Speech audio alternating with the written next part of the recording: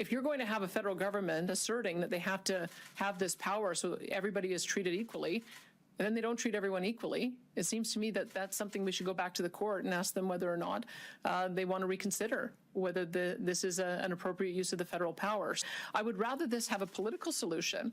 I would rather the federal government accept that if this is a painful tax going into winter for Atlantic Canadians, it's a painful tax going into the winter for everyone, and just make sure that he does the right thing and takes the tax off for all types of home heating in every province. Mo acknowledged that what he was doing probably wasn't in keeping with the law.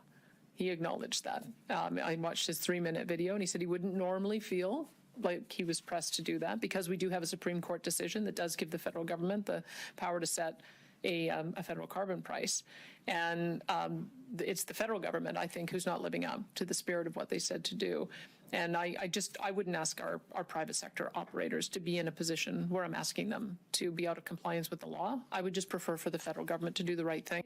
The federal government has to create tax fairness. They have to put a reprieve on the carbon tax on all home heating in all provinces, on all sources of heating. Otherwise, you're going to see these kinds of actions taken by the provinces who can, and we're all Canadian. We're all suffering from the same acceleration in the costs, the same pressures during winter. And so I hope that the Prime Minister does the right thing.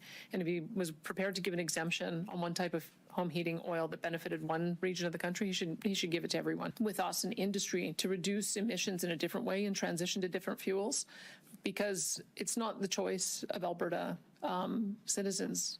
I mean, that's the only option they really have is home heating by natural gas. It's just getting increasingly punitive.